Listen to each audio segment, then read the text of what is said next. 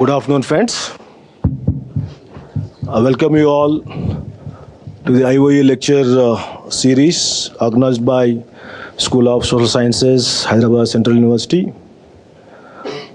Now I welcome the speaker of today's lecture, Professor Meenakshi Thapan, to the stage. Welcome to you, madam.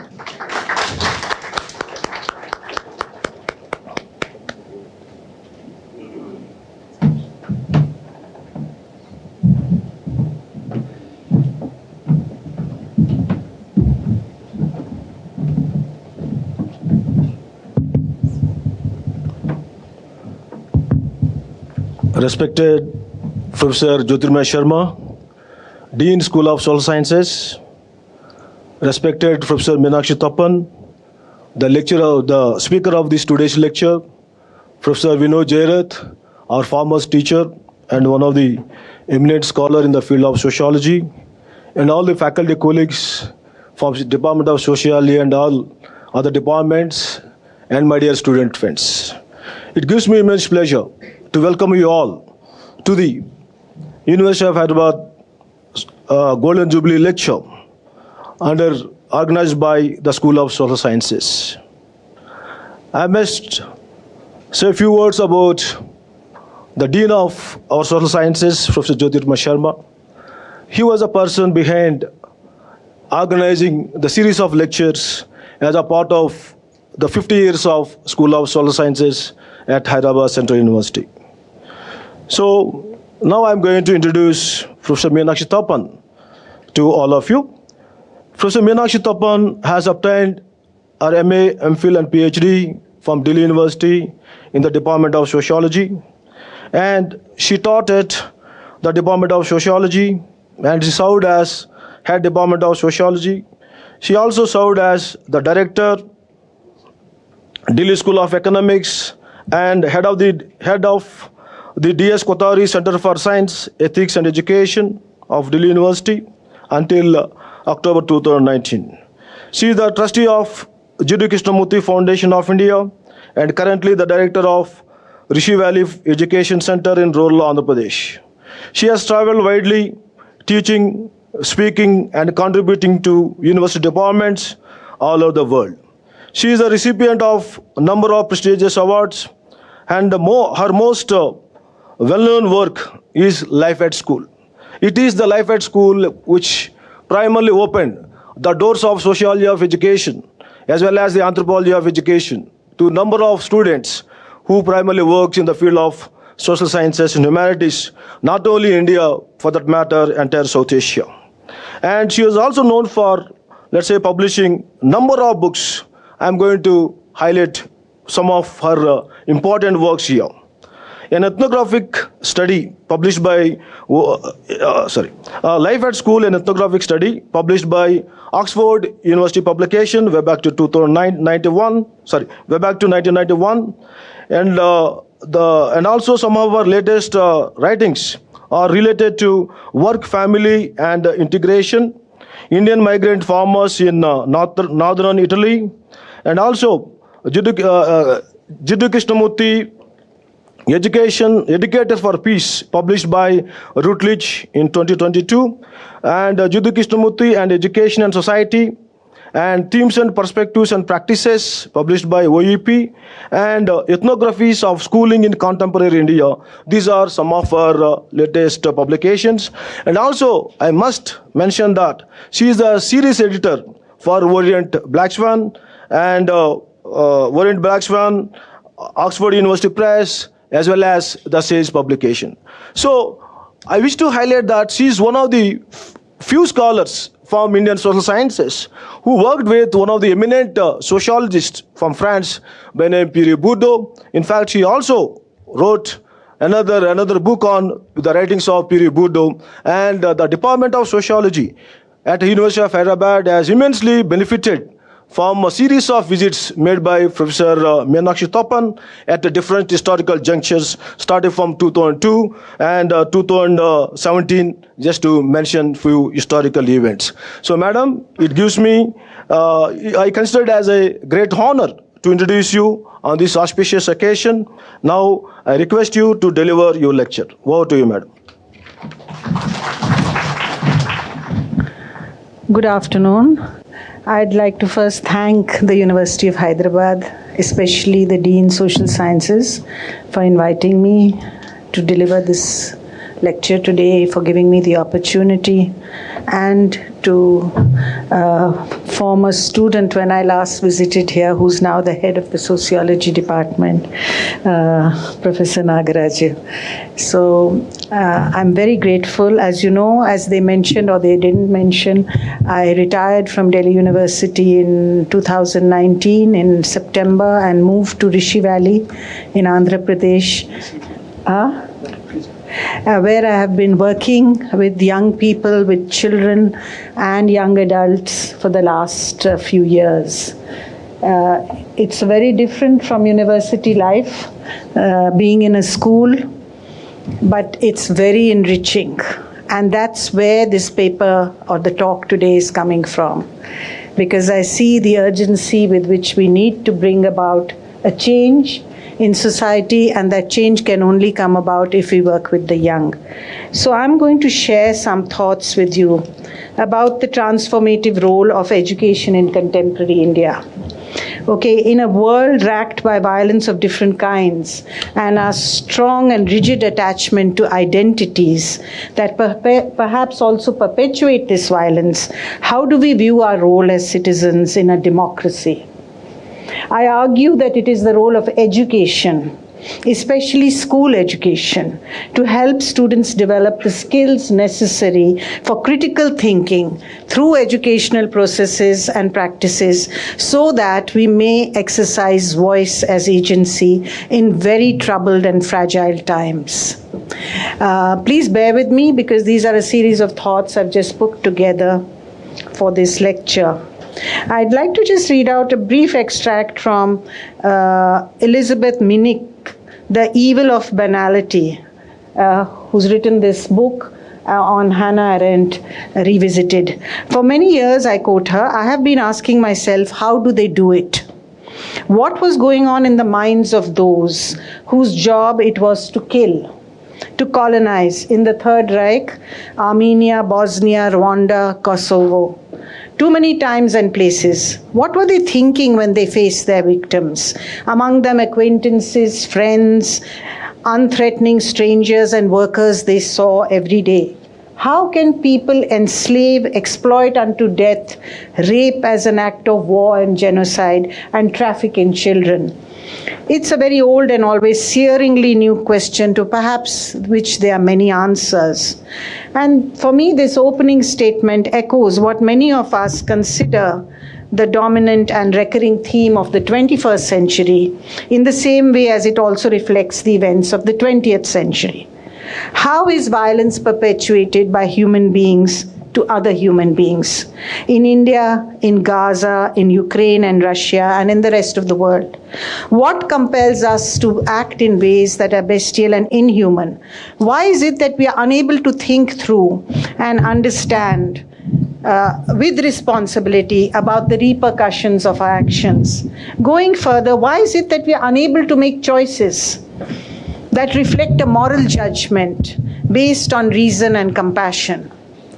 One possible reason is because we have failed, not just as a nation, but as a global society, to educate our young into ways of thinking, feeling, and acting that would enable moral judgment and choice. And this is where I come in with the work of Jiddu Krishnamurti, the educator and radical teacher. I don't know if many of you have heard of him. He was way ahead of his times, writing a long time ago. His greatest concerns was to help us understand the dangers of what we might call identification with an idea, a cause, a belief, a religion, a nation, and so on. And what is it to be identified with myself first?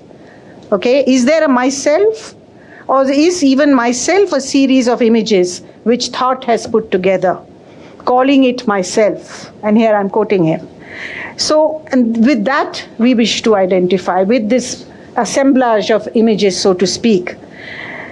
So the question that becomes significant for educators is, how do we arrest the crux of identity? to be free of the self-centered attitude.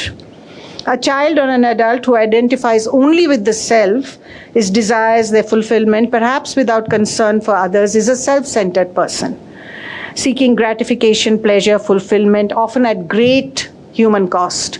And this is self-identification, which lacks an orientation to others, to the world outside, empathy, consideration, or even for the planet as a whole. Grasping for an identity implies a sense of moving out of a kind of inner emptiness, the search to belong to something or someone, whether another individual, a group, or a community. And the psychoanalyst who passed away quite recently, Sudhir Kakkar, has told us that, I quote him, identity is meant to convey the process of synthesis between inner life and outer social reality, as well as the feeling of personal continuity and consistency with oneself. It refers to the sense of having a stake in oneself, but at the same time in some kind of confirming community. And it's that part of the definition, that confirming community, which is where we can begin to understand how the individual gets trapped into different kinds of processes and practices that perhaps embolden particular linguistic, regional, religious, ideological, or national identities. Now, it's not always possible to break this, strong sense of identity. Because while it may be possible to understand, to transform psychological processes, that we might want to do it, it's a far greater challenge to do away with cultural and historical forces that are embedded in us as general dispositions. These general dispositions are habitus, our ways of thinking, acting, and being that are ingrained in us through processes of socialization. They become part of our consciousness and express our identity in very particular and in general ways. Please don't stand. Please come and sit. There are some seats. The challenge for educators is, however, not so much to do away with identity, but with identification, which Krishnamurti emphasized. Although we recognize forms of external identification, such as it could be a flag or a country or with religion, and we can cease to identify with those, but it's still difficult to get away from that strong sense of myself. And it's this robust sense of self that wants me to have an identification with something or someone. And this is an illusion made up of images and words, which we misrecognize, as Krishnamurti pointed out, as the objectively real self. And that seeks to cling to a particular idea of identity.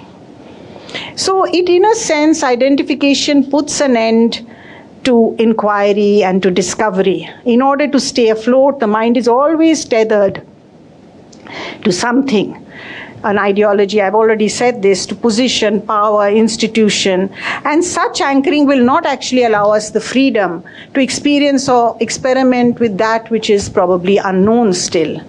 And in this sense, the mind cannot be free. So it is this sense of strong identification that leads to the perpetuation, the nourishment of the self, and leads to the identification with the ideas and what they represent.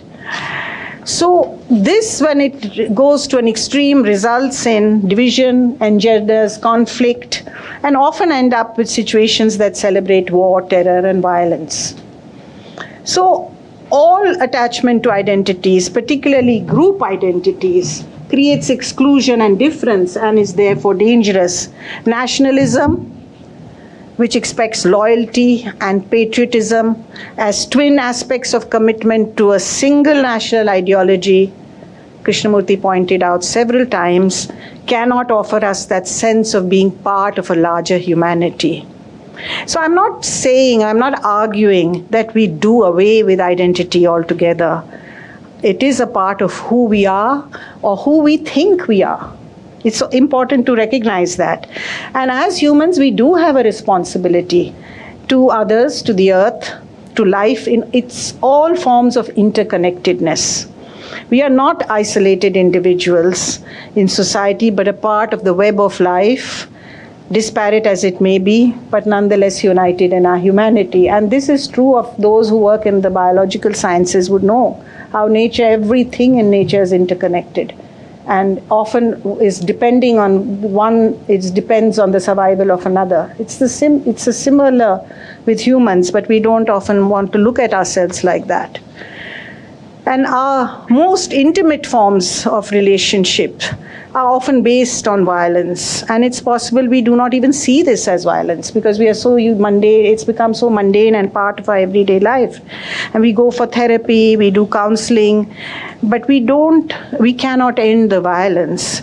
So bringing about an awareness and understanding of violence in its most banal form, students need to be educated about the persistent inequalities in society that overthrew colonialism more than 70 years ago.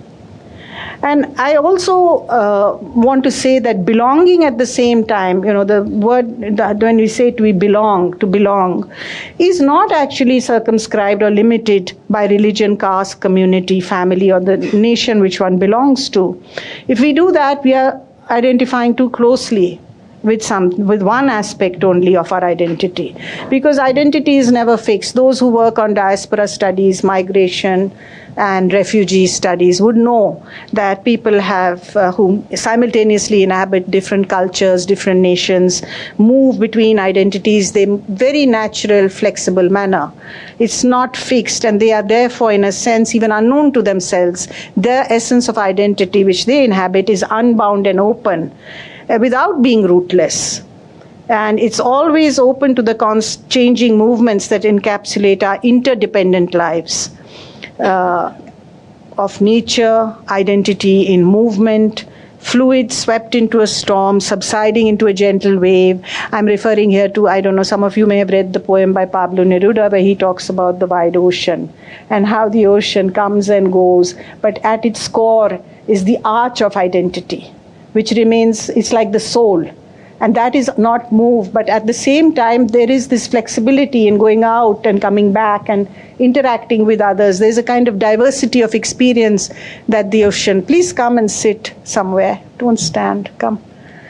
It may appear that there is an idealism in this view that seeks to emphasize the natural goodness of all human beings. You could argue that, that instead of looking at the mess in society, we actually see the goodness in human beings. And we look for goals that do not represent self-interest and self-perpetuation. But then this also links us to the question as to why is it that individuals find it so difficult and so challenging to bring about social change? Why do we always looking at others to bring about change? Despite being aware and through dialogue and understanding, despite having voice and agency. One of the key factors I do argue and I do believe is that we have not educated our children and our youth to critically examine the world around them, to be sensitive to the many social, political, and economic issues that are present in society, and to be sensitive and alert to the violence around us. We are witness to the diverse forms of violence that has so engulfed the world. It's included within categories and concepts variously related to power, state, politics, culture, and symbols. It has also been analyzed as a distinct phenomenon, a non-reducible form of power, structural violence, a form of practice, a set of social institutions with their own rhythms, dynamics, and practices. From being bizarre, violence has also become an ongoing occurrence, naturalized, acquired a banal form, and seamlessly woven into social fabric. There is a numbing of our sensitivity to pain and suffering, and this numbing is accelerated by the live streaming of violence around the world, whether of the massacres in Gaza, the mob violence on minority populations, of the violence against women and young female children. Social media today is the bearer of the banality of violence. While there has been an increased visibility of violence, the simultaneous invisibilization of its forms and manifestations helps us understand the ways in which violence has shifted from being an interpersonal mode of activity to an overarching theme of existence. It's so much part of everything that we live. At one time, Foucault talked about how power is everywhere, and we breathe in, we live power. Now violence is surrounding us, and we are living that, breathing it without being sensitive. We've become so numbed to this violence that we see around us. And this is accentuated by a memory of violence as well, which we might have experienced, witnessed, heard about through various, or visually seen multiple media. It haunts us through our consciousness. Those of us who work in partition studies, when you interview survivors of partition, there is a memory of the violence that they experienced. And that memory is transmitted to generation after generation. And many of the survivors of the Holocaust as well experience that and continue to feel that, even though it drives them to further violence. But perhaps that's one of the reasons it does that. It plays a role also in this memory in forming identities in opposition to violence, or as perpetrators of violence, as keepers of justice, or as those, or how we imagine ourselves to be, as those perhaps we think who will deliver justice to the poor, to the unequal and the marginalized. In that too there is a sense of identity as the conscious keeper, liberator of the dispossessed. So, memory is a process of the mind. And when we seek to come to the new, to break identification, we tend to do it through the same mind. Here again, I'm actually referring to the work of Krishnamurti. This is a challenge. So how do we contend with meeting the new, which is challenging the identity and identification with from the old, because it's the same mind which is grounded in memory that regurgitates experience, identification with the self, and so on. So, in a sense, memory oppresses us as much as the experience of violence. And then to consider the dangers of capitalism, the oppression by capitalism of being consumers in a ruthlessly capitalist society where the market economy depends on excessive consumption. It results, as you all know, through several works, I don't have to cite them, in the dehumanization of society. And that is why humanity succumbs so easily to greed over need, to being a consumer over a user, and in becoming a thing propelled by the media, by popular culture and the massification of society. That's why we indulge in mindless activity, unaware and inattentive to either their own condition or to that of humanity at large. And more recently, moving beyond industrial capitalism, I don't know if you're familiar with the work of Shoshana Zuboff, who has written a fabulous book called The Age of Surveillance Capitalism. Sorry? No, I think... I pronounced it mispronounced. No, the social media struck back. Don't worry. Don't worry. Shoshana Zuboff. Sorry, I mispronounced that. There was a large debate about mispronunciation recently. So now it's the other way around, okay? I am the one I'm not Gayatri Spivak, but the speaker is mispronouncing while the students are correcting. Very good. That's how it should be. That's what I'm talking about, critical thinking. So, in fact, the digital revolution has resulted in a new form of power. Surveillance capitalism, as a consequence of the powerful corporations who now predict and control our behavior through surveillance. Every act of ours is recorded through the technology we use. And predictions about our behavior are bought and sold in the new, what is known as behavioral futures market. And the production of goods as services is now subordinated to a new and controlling means of behavioral modification. So I don't have to explain this to you. You all have smartphones, you know how it works, right? So if we understand her argument correctly, then democracy, freedom, and humanity itself is under threat. This form of violence to humanity is incredibly insidious as it enters into our daily life through the technology on which we are completely dependent for everything. Can we give up this technology or help wean students away from its devastating control of our lives by bringing about an awareness of the dangers to democracy and freedom? This may enable them to make their choice wisely, whether to be sucked into the system of surveillance and behavioral control, or stay out of it by dropping our reliance on technology, including the ubiquitous smartphone that has become not just a part of our lives, but of our embodiment, and to which our minds are tethered at all times, including in sleep. Does our educational system, especially at the school level, bring out the danger of such forms of capitalism and the extent to which we are ensnared in its grip to our students? Does it help students who in grade 4, I am told by student counselors, are already consuming pornography on the internet? Does it help them to understand the consequences of the complexities that pervade our lives and may soon overtake us beyond our control? Is it possible to not only bring about an awareness of such issues, but through reflection, dialogue, and critical engagement, be actually enabled to make choices that are based on moral judgment and a certainty born of understanding, connectedness, and action? That is the premise with which I begin. I won't take that much time, sorry. The question we need to ask at this point is why education has failed to provide and nurture democratic citizenship in the young so as to enable them to voice and question all acts of violence and hatred as one example of the dystopia in the world we inhabit today. And also to examine what it is that we need to enable them to assert their voice if we are to live together as an inclusive, diverse, and heterogeneous society. Can we therefore implement this statement? Yes, we need to think, not only unreflectively feel. In the critique of judgment, Kant called this an ability, an enlarged mentality. To go further, I would argue, to reflectively think and feel together so as to nurture a whole human being. Is it possible to enable education processes that nurture such a mentality? Socialization, as you all know, does not happen in an arbitrary imposition or inculcation. Despite what Bourdieu told us, Bourdieu said it is the social reproduction. But I argue it does not happen in that manner alone. It is always a simultaneous creation and engagement, perhaps informed by the limiting and constraining aspects of such an engagement. It is for this reason that sociology ultimately views schools as sites for the evolution of power through the various nerve centers that constitute the school, whether these are intellectual or moral, academic or social, personal or public.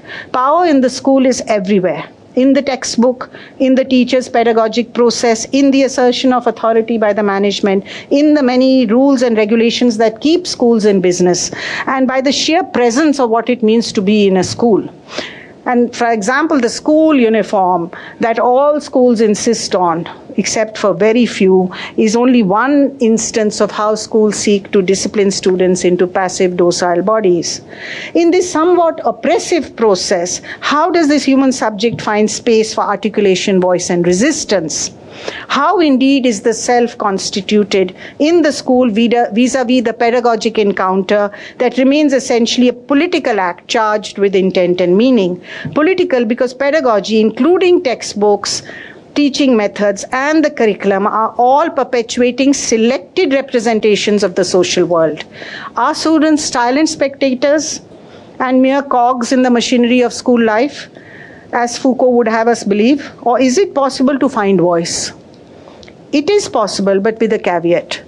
Voice as agency in educational institutions must always critically question prevalent practices that are iniquitous and serve to reproduce persistent inequalities. And yet, despite students being aware of such processes and practices, the dominant ethos remains persistently alive in our educational institutions as much as outside them.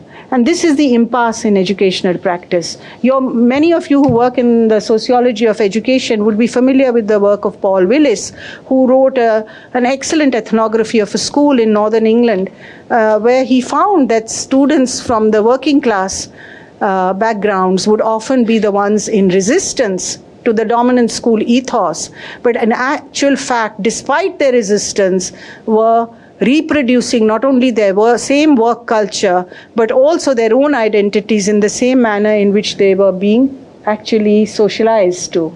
So resistance was working in two ways, but nonetheless, they actually were able to also resist the dominant school ethos. Now, I have a section which I won't spend too much time on, but it's basically where I'm talking about what has education mean, what does it mean to us, and why is it in crisis in this country. One of the main aspects of the legacy that we have inherited is that of the colonial citizen, as we all know, is being produced and reproduced through the advent of so-called modern education in the late 18th and 19th centuries. And that was a certain kind of education that sought to perfect the individual through a kind of moral education which was provided by the missionaries, and a civic education which was exalted, prescribed, and perpetuated by the colonizers. So the aim itself was suspect to my mind, to civilize the native and to replace indigenous knowledge with modern knowledge and ways of accessing it. And such a view was undoubtedly instrumental to further colonial ideas at the cost of indigenous perspectives. It also brought about, as we all know, a certain it affected a wider social and linguistic setting, brought about a form of inequality that persists till today, that is the elite constituted by the English-speaking, educated, modern human subject, and the large mass of Indians who were taught in the vernacular. But this is only one aspect of the educational legacy inherited by India. The other more recent trend has been an expression of clinging to the glorious past, which is enshrined in memory as a rich and nostalgic tradition that has been lost to colonialism. And the idea to restore it as an educational ideal may serve as a temporary purpose for bringing it to the attention of the younger generations, but the danger of romanticizing and perhaps arriving at erroneous conclusions is ever present and must be voiced by citizens who do not perceive it as an accurate depiction of the past. And I'm referring to a lot of what has gone on in recent times. Significantly, and above all this, education has always been concerned with the human subject and the processes of socialization that underlie all schooling to develop, shape, and mold this subject in one way or another. The implications of this are far-reaching, and they have consequences for the growth and development not only of individuals, but also for the well-being of society as a whole. So it's not really that education which socializes us is about how the self is constituted in relation to the world, but how school reproduces society through the organization and content of the curriculum, through discursive modes of interaction and communication. This central motive of the idea of education is commonly understood but rarely articulated, that the processes in educational practice that result in the constitution of the self. There are manifold practices at work, whether we refer to the pedagogy, the peer group, the community, all engaged in the process of constructing the self. And here the students are engaged in multiple relationships of very many kinds, whether it's to knowledge, the relationship to the written text, to ideas and their limits, to peers, teachers, other school people, and to the entire assemblage of activities, events, emotions that constitute daily life of an educational institution. So it's in this sense that I mean that education plays a transformative role in the making of citizens. We must not presume that all students are constrained by the habitus, are passive and submissive subjects giving in to the demands and pulls of families and society, which we often do, because we think that children coming from particular homes have particular points of view, and therefore it's useless working with them, or we just have to continue the same thing. But it's not like that. They may submit to those views, but they can also question societal norms, cleavages, and differences if they are encouraged, enabled, and allowed to do so. It is this spirit of questioning and inquiring that is important to instill in children, so that we do not mold them into unquestioning subjects, even if the structure of social conditioning through education does not change. So we don't first wait for the social conditioning to change. We first work with students and children. And let me tell you, because I work in a school, by the time they reach class 12, they are already conditioned. They are 17. It's very difficult. But when you work with younger children, the possibilities are endless. So it doesn't mean we condition them to our way of thinking, my way of thinking. But for them to be able to recognize, to make the appropriate choice, to know that there is a moral imperative, that there is a possibility to make that choice. Now I'm going ahead of myself, but perhaps I can, I want to just say one thing about this, that Education so far is not doing this, and more recently policy recommendations have in fact not only furthering colonial practice but also providing information to students who must memorize, and using this evaluation which rests on memory, or increasingly this MCQ approach to assessment where there is no analysis. So the student may learn to make no analysis of a text, a particular situation, problem, or context. There is only the memorization of information. So then it's no surprise that students, resort to malpractices, what we call cheating in popular language, because they are in an incomprehensible environment. They can't, it does not shape their mind in any particular way. So they resort to cheating, and it's perceived by them as an agential act, right? Because they negotiate their way through a terrain that does not allow them to engage with the lesson in any meaningful manner. But it's a limited form of agency, because it's reproducing the same thing. You're actually trying to resist a particular method of teaching, pedagogy, and so on, but you're actually reproducing it by using, as one scholar refers to it, as a new pedagogic device, which is of cheating in order to beat the system, to work the system. But the system nonetheless continues. So why are we able to not actually change the system? One of it is the textbooks, through which teachers seek to provide information. Despite 2005, the NCF 2005, there was a lot of changes that were brought about in textbooks which were written, but the teachers continued to teach them in the same way as they were used to, because they hadn't been retrained to look at knowledge differently, to see new perspectives, to see how you could teach the same concept in a different way. So it was difficult for them to understand. And now in the NEP 2020, there is a recognition, let me tell you, that memorization does not serve to help students learn, and critical thinking and analytical thinking are essential components of the learning process. This is there in NEP 2020. So in the theory, the state has proposed this approach. In fact, the state has ensured a revision of such textbooks in a manner that does not serve critical thinking, because it has removed portions of the text where students can actually learn to question.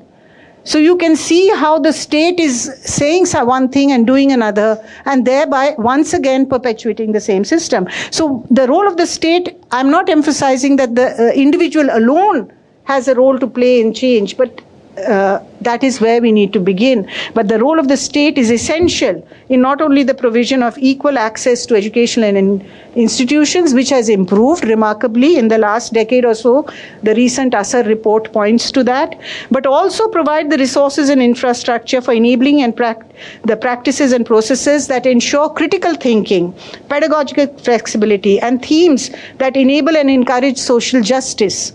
The Indian education system is one of the largest in the world, with over 1.5 million schools, 8.5 million teachers, and 250 million children from varied socioeconomic backgrounds. This is Government of India data 2017-18. It might have changed and in fact become much more by now. And this must ensure that there is an enormous responsibility of the state and all stakeholders to not just provide availability of educational institutions and on the quality of what goes on there, but also to focus on equitable educational practices and processes to make the educational lived experience of children and young adults worthy of their aspirations in a democracy. So understanding a democracy through educational processes to first understand that a democracy is not merely about the right to cast one's vote or elect a leader of a particular political party, which is how many civics textbooks teach it, or simply to put the preamble of the Constitution on the first page where children read it and then turn the page. So there is not much discussion on the preamble. There is not an understanding of the language of the preamble to the Constitution, which we need to discuss in detail with the young. It is more than that. What is our role as citizens to ensure and enable that a democracy indeed flourishes? This raises the question as to what is democratic citizenship. If it is about inclusion, human development and equality, our young need to be so educated. As Hannah Arendt has notably stated, the right to have rights, or the right of every individual to belong to humanity, should be guaranteed by humanity itself. It is therefore essential that each one of us plays a role in the guaranteeing of this humanity. How do we develop a sensitivity to rights and to being human in a world so torn apart by violence and self-interest? One pedagogic tool is critical thinking. That in fact lies at the heart of an educational program at any age level. And believe me, it's possible to do this with very young children as well as older children. It is shaped by a pedagogic approach that enhances students' abilities to not just think for themselves, but also to reflect upon everyday life and the inequities that are present in society as experienced by others who perhaps may be less privileged, marginalized, and excluded. Both Paulo Freire and Henri Giroux are well-known stalwarts in the push for critical pedagogy in education. They were writing in particular social culture contexts of working class and peasant struggles, and have no doubt shaped our understanding of innovative approaches to pedagogy. Giroux emphasized that critical pedagogy is essential to the educational process and is directed towards the creation of a new public sphere, educating the young, I quote him, to be active and critical citizens capable of fighting for a reconstructing democratic public life with a particular focus on enabling marginal cultures to find a voice. I argue that it is voice that springs from hope and also paves the way for hope to translate into action. As educators, we need to first be aware that students have voice and allow them to be able to speak, to question, and to debate. And in school classrooms, this is particularly important because we do not bring out the complex world that exists outside school into the classroom. It's seen as a more protected world where students learn academic subjects and so on. But we don't want to see the rest of what is happening in society. But students must have a critical thinking capacity to reflect on their own positionality, not just to know what's happening outside, their own positionality vis-a-vis inequities in society, and from situating themselves in these inequalities and then examining their responsibilities, sensitivities, and ability to exercise voice from an informed perspective. So unless you know your position also, you will be looking down at others. You will not be able to see them in the same way. So the teaching of academic subjects, including sciences and math, commerce, biology, not just social studies, must include these dimensions of social life. And it need not happen only in civics lessons, but all teachers should be teaching it. This is how education for a democracy may work. As Paulo Freire cautions us, to quote him, one defends democracy by leading it to the state Mannheim calls militant democracy, a democracy which does not fear the people, which suppresses privilege, which can plan without becoming rigid, which defends itself without hate, which is nourished by a critical spirit rather than irrationality. This does not mean we educate the young to all become activists, but that they have a right to ensure that democracy works for all and not for the privileged few in an atmosphere that may be charged with feelings of hate, mistrust, or a culture of authoritarianism. Can I take some time, please? I just have a little more. What then is the citizenship in the context of education? One interlocutor tells the political theorist Neeraj Gopal Jayal, citizenship is a piece of paper, but for us, it is a jewel. So can we inculcate this value of citizenship in our young? Is it possible to help them perceive the importance of not only protecting the jewel of citizenship in itself, but also of their own role in this protection? And what does that mean? Neeraj Jayal emphasizes, to quote her, that contestation is central to the defining of citizenship. And of course, she is referring to the challenges of the colonial period for the assertion of citizenship rights. But in the same sense, also to reiterate, is a duty of every conscientious citizen. Now, I would argue, in these times more than ever before. This behoves us to provide a deeper understanding of the challenges that beset us. I think I'll need to skip, and I would just like to say that the humanities and social sciences deserve a greater presence in school education in this country that tends to emphasize only the sciences and allied subjects, as they offer a path to more successful occupations. Martha Nussbaum has repeatedly emphasized the virtues of teaching the humanities in several works, where she argues that without access to humanities, students can never hope to have a more expansive understanding of society.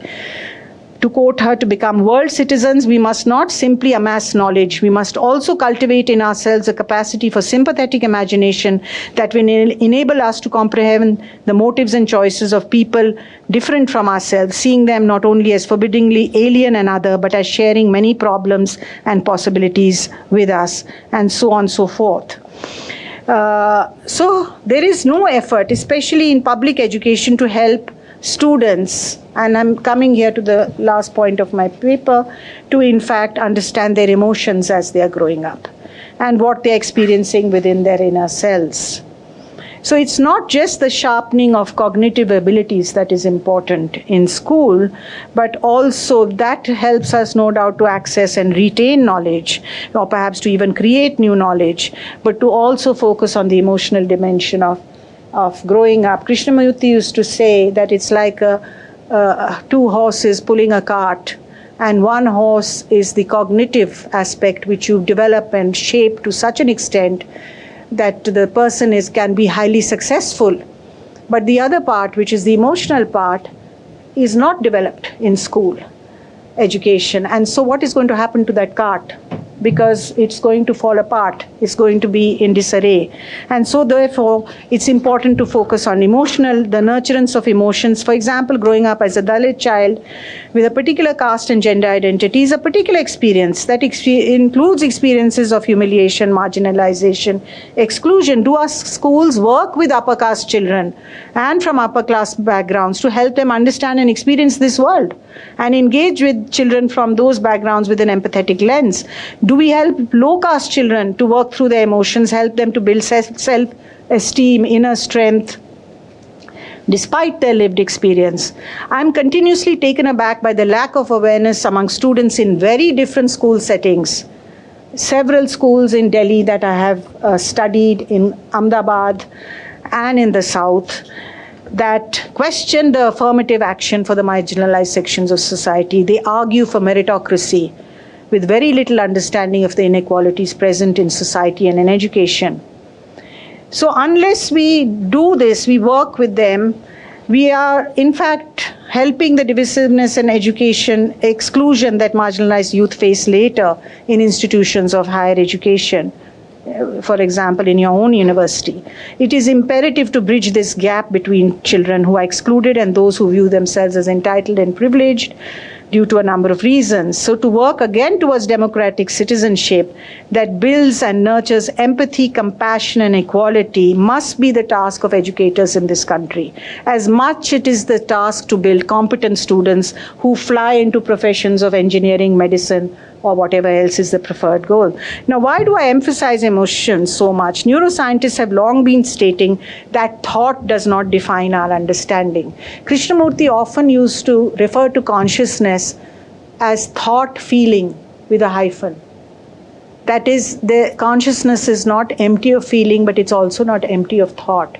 And neuroscientists are saying that emotions are an essential corollary to our experience of events, relationships, words, activities, objects, in fact, to ideas, and essentially thought. Antonio Damasio, the eminent neuroscientist, provides an explanation for this connection. He points to the unique relationship between the body and the nervous system. He says specifically the fact that the former, that is the body, entirely contains the latter within its borders.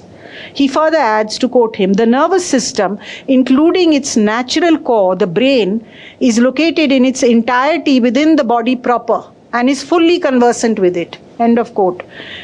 Damasio is struck by what he considers the astonishing consequence of this arrangement. He says feelings are not conventional perceptions of the body, but rather hybrids at home in both body and brain. This, he concludes, is why, to quote him, there is a profound distinction but no opposition between feeling and reason.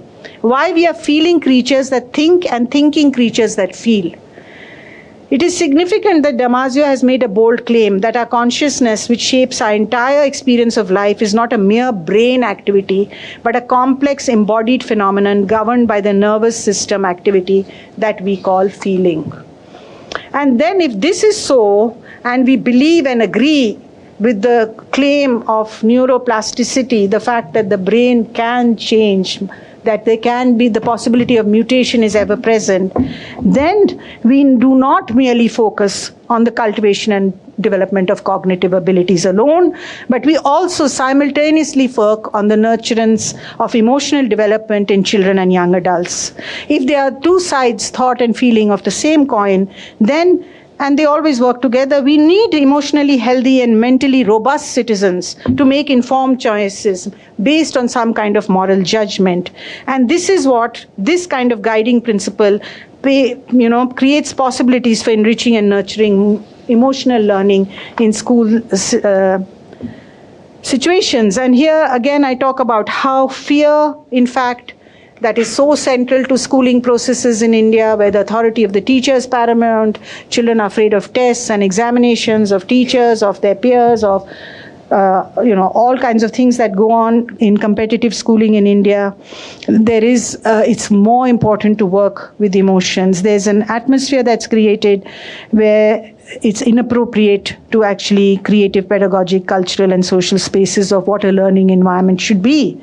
As Krishnamurti says, people who are afraid imitate others. They cling to tradition, and imitation destroys initiative. So if we for the creativity to awaken, Krishnamurti adds, there must be a free mind, a mind that is not burdened with tradition, with imitation. A free mind is not possible when teachers compare students with one another or treat them from positions of authority and power. So it goes on, but I just want to say that the burden of traditional authority must be lifted from educational spaces to open up students' mind and to think for themselves. And here I've used an example, which I don't know if I have much time for, from Hannah Arendt's controversial work, The Banality of Evil, where she appears to dismiss the evil deeds of the Holocaust perpetrator Alfred Eichmann by viewing him as a thoughtless individual with inability to distinguish, he could not distinguish good from evil. And she was criticized for attempting to portray him as an ordinary man who, merely through sheer thoughtlessness, conducted himself as a major player in the Holocaust. Arendt, however, argues in a later paper that thinking, in fact, provides opportunities for an internal dialogue to take place, and thereby prevents us from responding or reacting simply to events and situations immediately. This inner dialogue, based on reflection, attention, and awareness, to use Krishnamurti's lexicon, can help in awakening an individual's conscience and allows for a pause in any action an individual may take. It is in this pause that an individual may reflect upon possible forms of action and thereby choose an action accordingly. Without this pause between thinking and action, there is no critical judgment, and hence moral conduct cannot be made. So I'm afraid it goes on a bit, but I'm just simply arguing in the rest of the paper that we need to, Arendt's argument about thinking to make a choice, but does not allow for the fact that thinking in fact alone cannot prevent evil, or corruption, or violence, or domination, or any of the ills that beset our society. It is a moral imperative to intervene or make a choice based on certain rational considerations, and this, what Krishnamurti calls right action, stems from this initiative, only when you have that moral compass. We can discuss the rest of the things in the discussion. I talk about how dialogue is essential to an educational process. Why dialogue, which builds on empathetic listening. It brings about the ability to listen to other people's point of view. All of this is part of and should be encouraged at the school level. develop a culture of inquiry. So you open up questioning, curiosity, that all of these teachers should not restrain students. And also finally, I point to the fact that students should be concerned about their local context, peoples and languages. It's much of what we are trained to be in school education is focus a lot on Western culture. A lot of our social media also pushes us in that direction. But you must understand local culture and practices, how power and hegemony play out in familiar spaces, how individuals belonging to diverse regions, ethnic identities, caste or gender, for example, how do they bring meaning to these spaces, and how all of these need to be first understood before they can be engaged with in any depth. So to first express a point of view, you need first a familiarity with how power works in the local context. Many of our students are not at the school level, are not able to do this. Only then is it possible to express voice and ask to contest or transform hegemonic practices. And I also talk about the digital world that brings political arena into our everyday lives. If students and young children are constantly listening to the rants of political agents of the state and others against particular members of a particular community, or against women and transgender and all of that, they internalize all these. The young mind is very supple. It is very unconditioned. And these are all the mechanisms of conditioning that work to actually, I will not use the word poison, but I will say simply to educate the mind in a way that is not appropriate for our growth and for democratic citizenship. And I'd like to just end, I'm sorry, just 1 minute more, with how the principle of tolerance, that is one attitude that is often equated with keeping peace with difference, whether of religion or of ethnicity. But this often appears to many as a very passive approach that allows domination of one group by another. And I agree with the scholar Anthony Appiah, who says tolerance doesn't mean that you find nothing intolerable, which means we must be aware of moral error. For example, of the horrors of genocide as they are unfolding in vivid detail on our phones into our minds and lives. What do the young make of this genocide? They're also seeing it. Does it immune our children and young to such forms of violence that if they were to see it in their neighbor's house or in the street where they live, they would simply shrug their shoulders or dismiss them as just a part of our banal everyday existence? It is therefore important to share violent histories with them. They should learn about the communalism in our country, how it has ripped apart the social fabric of this nation, so they may understand its aftermath, both in social and also in emotional terms, and learn the significance of belonging to a democracy in diversity. But that is what is being attempted to be brushed aside in the revision of textbooks. So in this talk, I have highlighted the role of educational institutions, of teachers in particular, for developing a culture of inquiry and questioning that would enable critical thinking among our students. This would in fact empower them to ask questions, offer criticism without fear, express their views, take part in decision making as they grow older with voice, and not mere submission to dominant norms and mores. It's only then that we may have the possibility of developing a culture of democratic citizenship that we so urgently need and aspire for in these very troubled times. Thank you.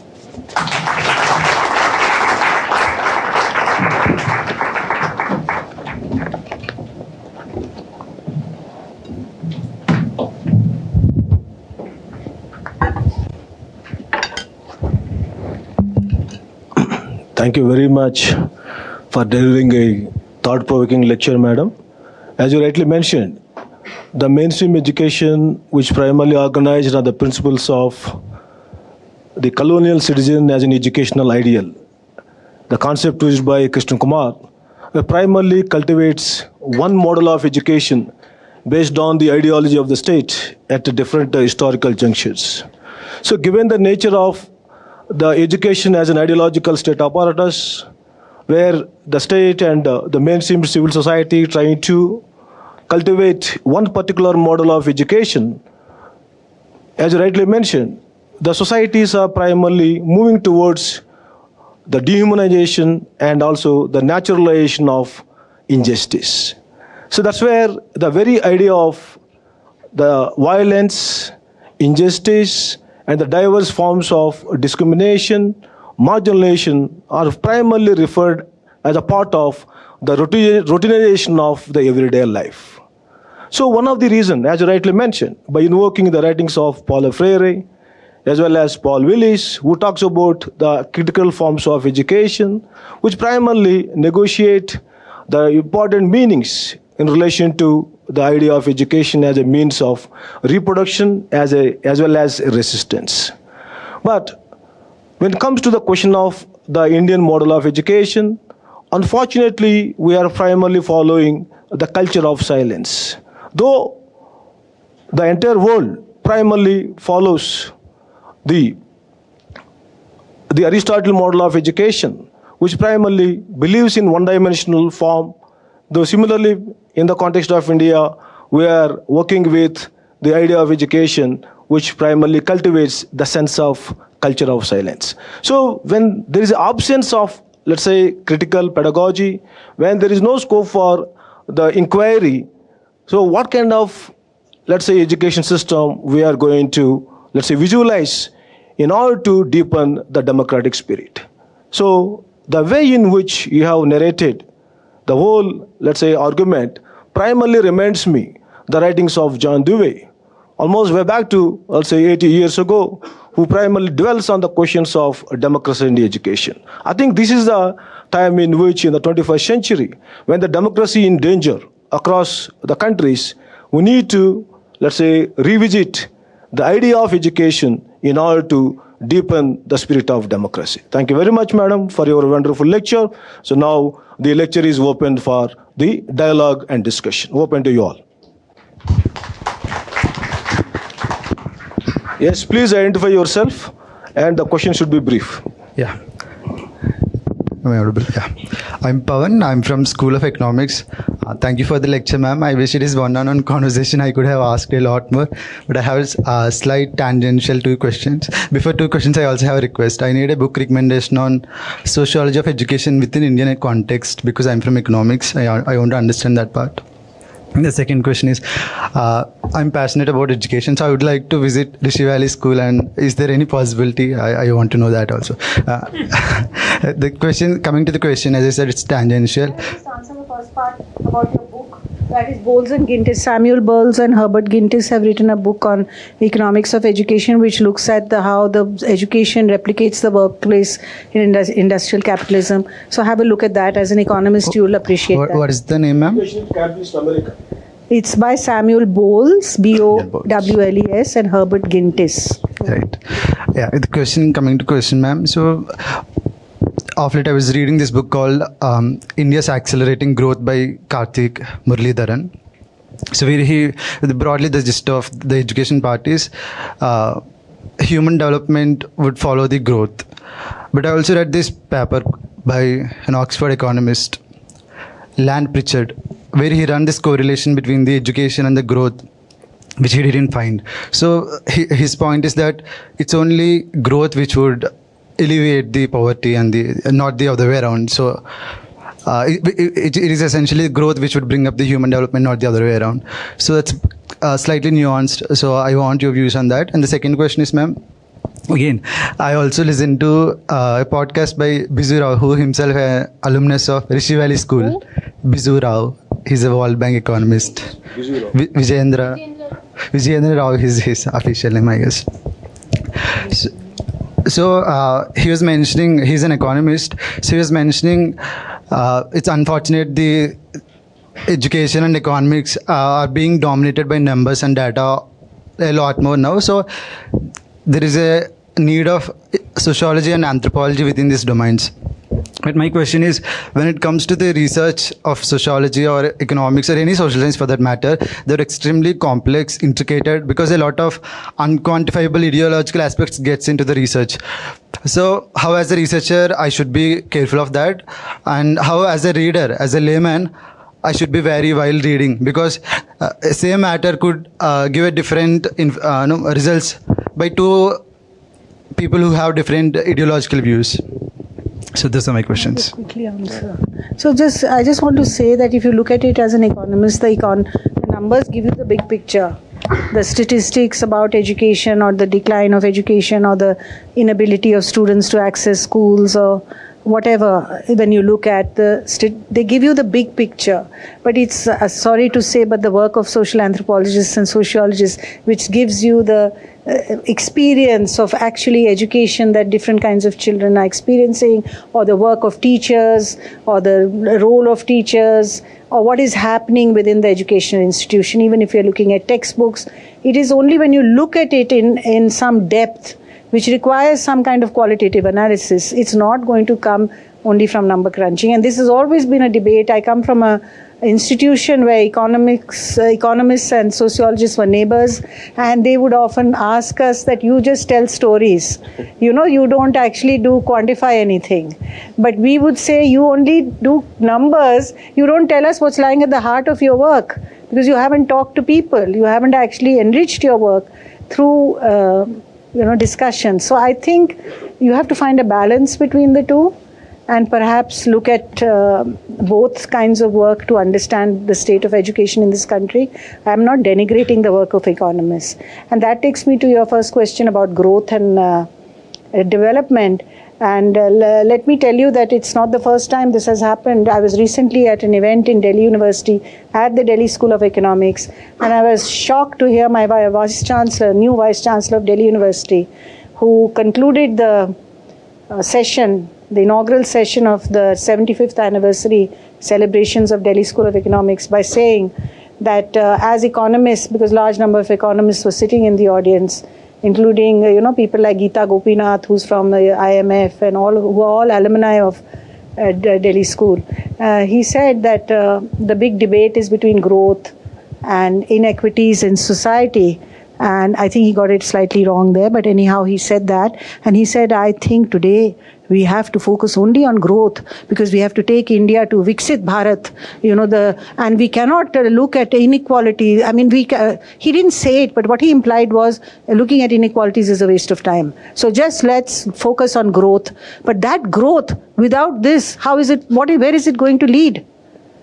What is the outcome going to be if you have growth? Or is it that growth alone will impact people's lives in such a way that everything else will fall apart?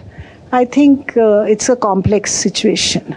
And I think we can't dismiss it or answer it in one way or another. Sorry. Visit Rishi Valley. You write a letter. You write an email to me. Meenakshi@rishivalley.org. Okay? Thank you, ma'am, for such an enlightening lecture.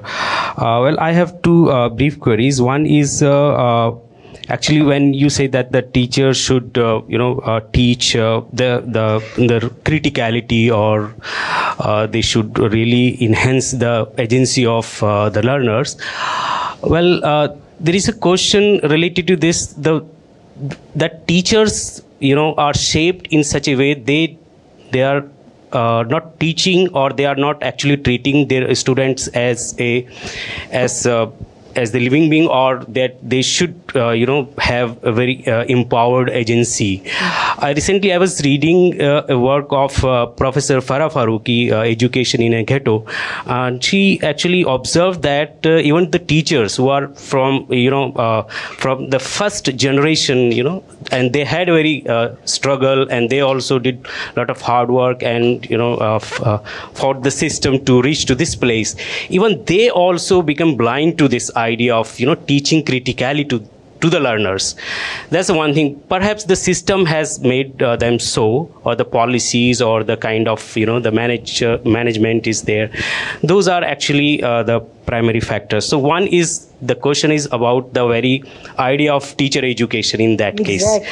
And the second, the thing is that the neoliberalism, this has actually, the market ideology is shaping our policies, or the very social ecology. Even the parents, somehow they also feel compelled to send their children to this the coaching or the tuition centers. Somehow this idea of value education, or peace education, or the idea of criticality, behind. Thank you, ma'am. Yeah, thank you, Professor Thapan, for this stimulating lecture. Glad that you visited philosophy of Krishnamurti in terms of talking about the processes of democracy like tolerance, respect for each other, dialogue, etc., and also body-mind unity. I was just short question. In the sense that do you see a kind of reflection by Krishnamurti towards Spinoza? Because lot of the discussion which you are talking about, Spinoza also talked about respect for difference, respect for tolerance, and also relationship, not just kind of peaceful coexistence and relationship between human beings, but also nature. And then he was also against this competitive kind of culture which capitalism produced. So therefore early critique of capitalism came from Spinoza. Therefore we see engagement of Marx, early Marx with Spinoza. So therefore I wanted to know whether Krishnamurti, while talking about education or in general philosophy and so on and so forth, whether he has engaged with the ideas of Spinoza. Yes. Okay. One more question. Yeah. Yes, Ruth.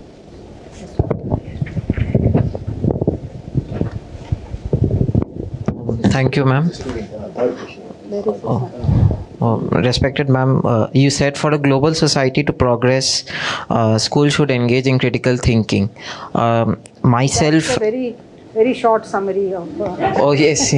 Myself, a student in convent education for 14 years, the teachings of Christ and moral education have been imbibed in me.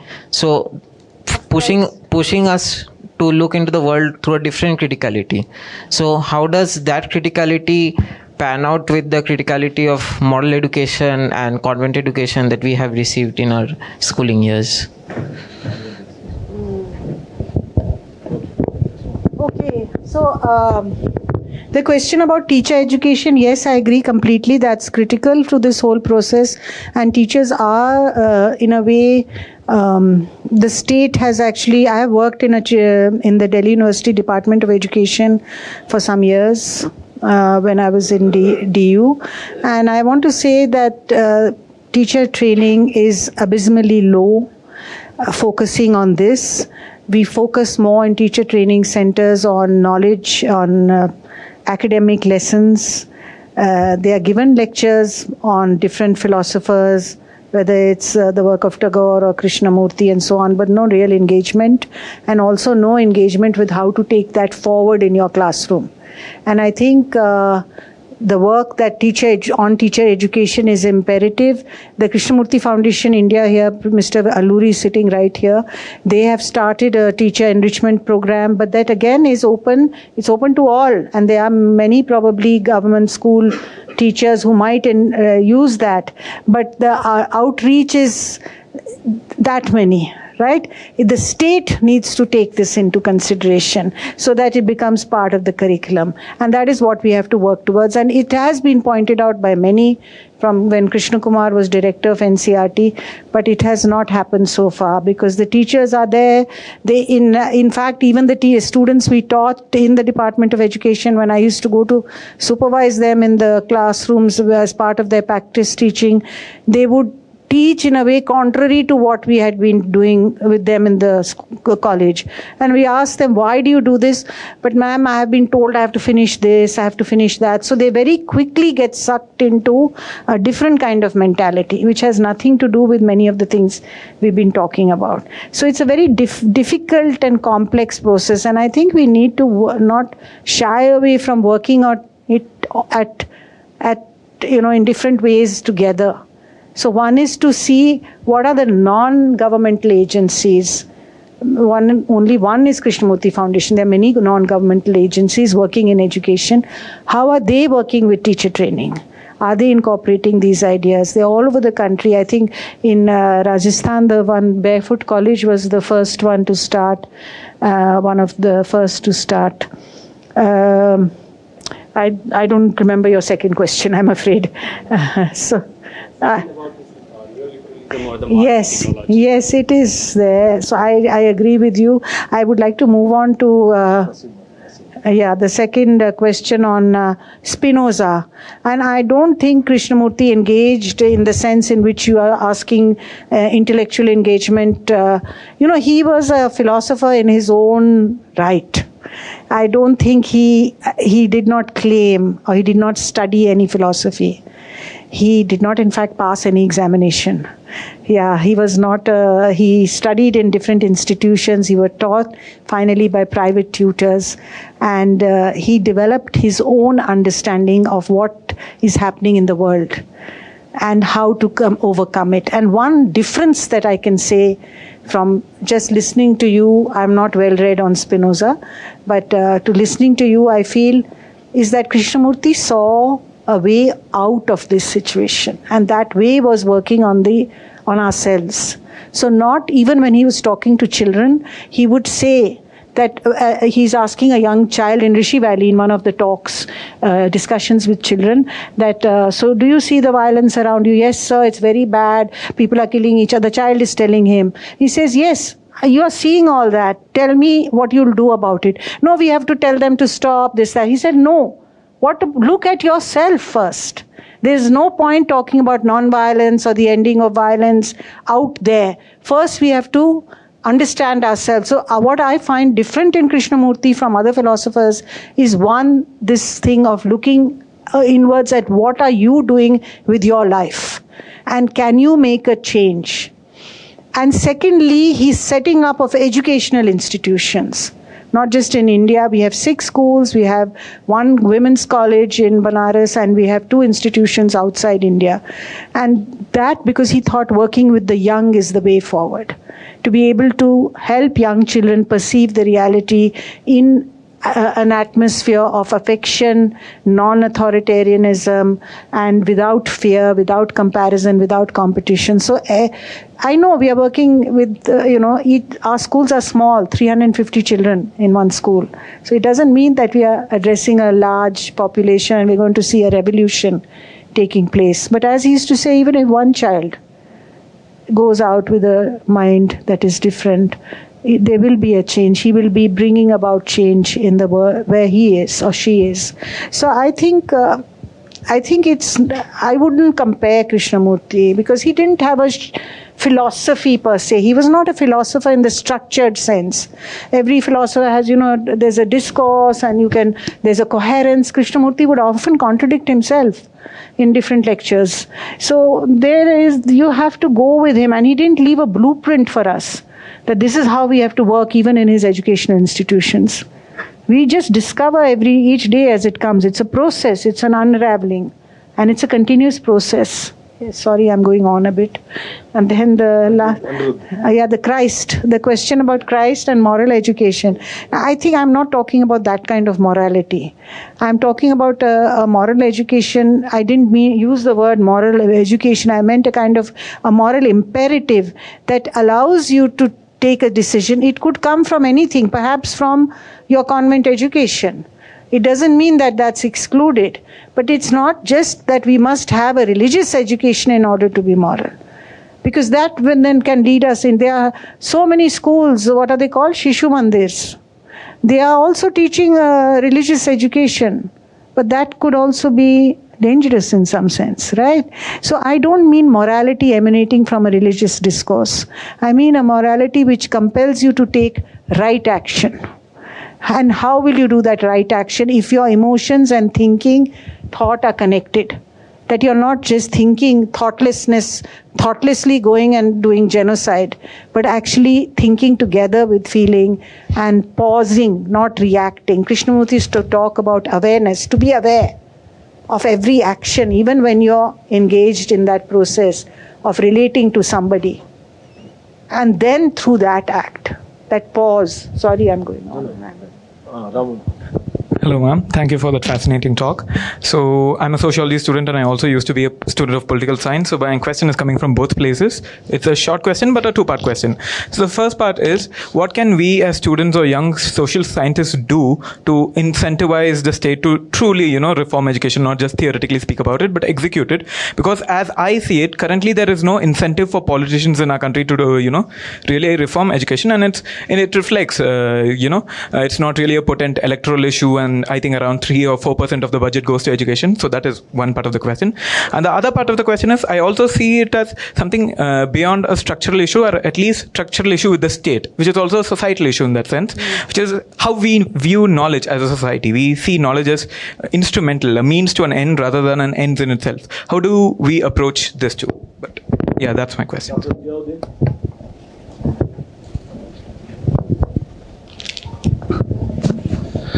Thank you. This is connected to the question of, when ma'am you were referring about citizenship or question of identity. There is a crisis in terms of connecting the school curriculum, the product with the outside in the market, and market also have university and higher education institution. So the entire curriculum, when you are mentioning that, it doesn't talk about, school make the entire product as one. There is a homogeneity effort of making them one. So the question of caste, gender, minority, ethnicity doesn't come up at all in the discussion. Therefore, the entire product which goes to university, they hardly bother about it. We force them to learn about these ideas, but it doesn't go out into their practices, experiences. How do we locate that as a student of social sciences, and what could be the alternate other than leaving apart the policies that Government of India makes time and again? Good question. This boy also has a आदरणीय ma'am, आपके ऊर्जात्मक भाषण के लिए बहुत बहुत धन्यवाद। मेरा एक प्रश्न है कि एक सोशलिस्ट और एक सोशल साइंटिस्ट होने के नाते जो समाज में फैली असमानता को हम कैसे ठीक कर सकते। जैसे आपने बताया कि एक बच्चा अपने परिवेश में और जो अपने आसपास जो सुनता है वो उसको सच मानता है, लेकिन वो समाज की दूसरी तरफ की वास्तविकता को, रियलिटी को नहीं जानता है, और वास्तविकता रियलिटी को नहीं जानता। तो हम एक सोशलिस्ट और एक स्टेट का क्या कर्तव्य हो सकता है, और हमारा एक सोशलिस्ट के होने के इन असमानता को हम कम कर सके और सबको इक्वलिटी प्रदान कर सके। एक स्टेट का क्या कर्तव्य है, और हमारा एक सोशलिस्ट होने के कारण, सोशलॉजिस्ट और पॉलिटिकल साइंटिस्ट होने के नाते हमारा क्या कर्तव्य है कि हम इन सब असमानता को दूर करके समाज में समानता लाएं।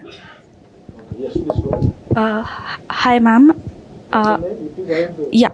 My name is Bhavani. I'm a first year MA student of history. So correct me if I'm wrong, but I feel like one of the things which is very important for critical thinking is leisure, which is taking time out and just reflecting for the sake of thought itself without having anything else to do. And the idea of leisure is something that is seen very negatively in this world where everything needs to be extremely productive, and this idea of hustle culture. So how do you normalize leisure, which I believe is something that's important for critical thinking? And the second part of my question is, you spoke about educating students and teachers, but an essential component of this is also educating parents. How do you get parents to see the importance of critical thinking when they don't see any financial value in it at the face of it? So, I think Dee wants to close it. Yeah, I think I'll start with the last question. Really important point you've raised, and it's one of our greatest difficulties working with parents, because they do want focus a lot on the kinds of things that you're saying, not just financial, but career of the child, and they're not interested in this, and they see a lot of things wrong, but they still appreciate schools where we do the other things. They personally push their children towards that, but they are happy that we manage to do all these other things with them. But it does often create a conflict in children, and they often talk about it, how I love photography, but my father wants me to give the JEE and I have to enter the college or whatever he wants me to do. And now I'm beginning to see that there's value in what he's saying, because how will I do photography and earn a living from it? So I could not answer that question in a big group, but I sat with him later, talked to him about how there are colleges, institutions which teach you photography professionally.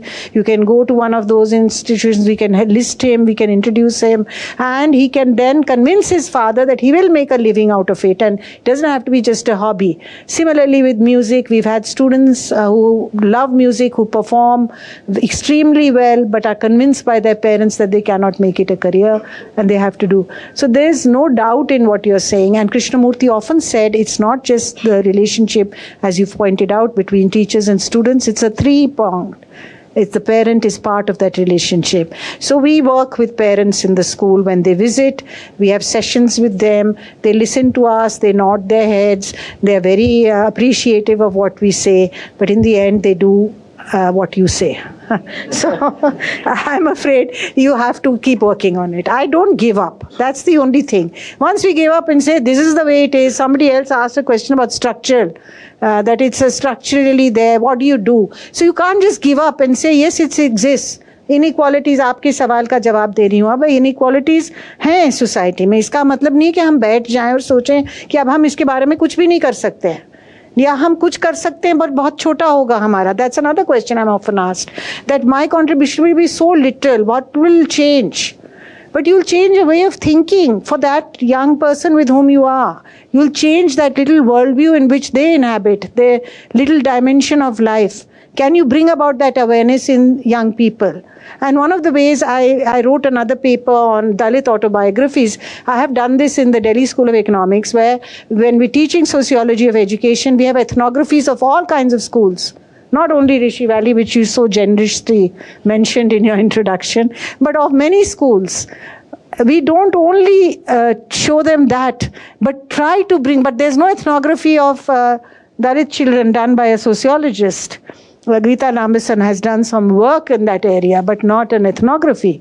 And so I have been using these autobiographies, and they bring out so clearly not just the inequalities that the young girls face, especially girls. There is a beautiful autobiography by Baby Kamble. If you have read that, or you should read that. And she talks about how she herself, what was her experience of humiliation and marginalization, and how did she combat it? And what was the role of Ambedkar in that process? Beautifully written. So we use these autobiographies, at least I did while I was there, to help our students understand that it's not just that they are excluded from school or they are made to sweep the floors and clean the bathrooms, but this is also the agency that they have, that they also are able to, bring about a change in their situation to whatever, and how it enriches them. Physically, situation may not be, you may not see a change, but it enriches them. There was another question on crisis in connection between education curriculum with university. Yes, it's not there in the curriculum, but the whole point is to be able to do it within the curriculum. So why should only one teacher who's teaching civics or social studies in a school be talking about the Constitution or about the values of the Constitution?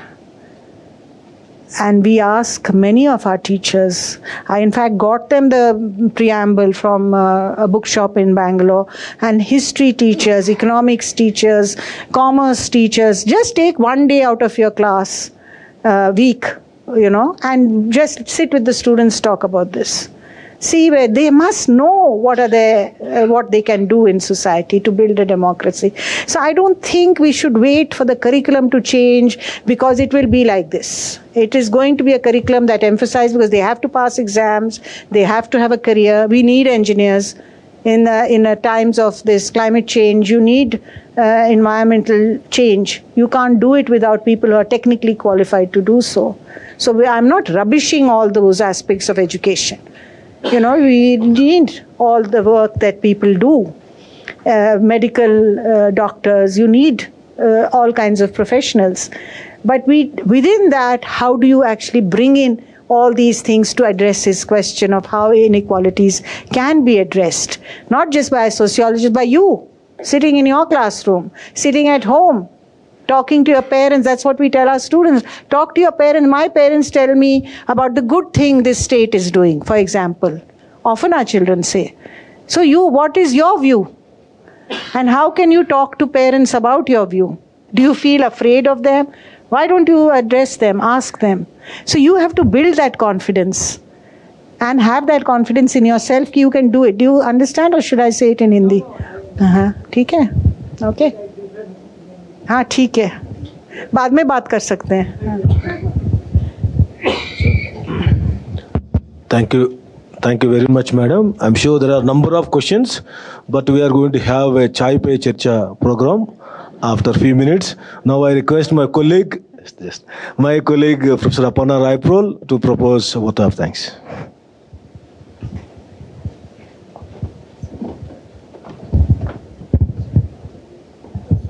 Thank you, Professor Nagaraju.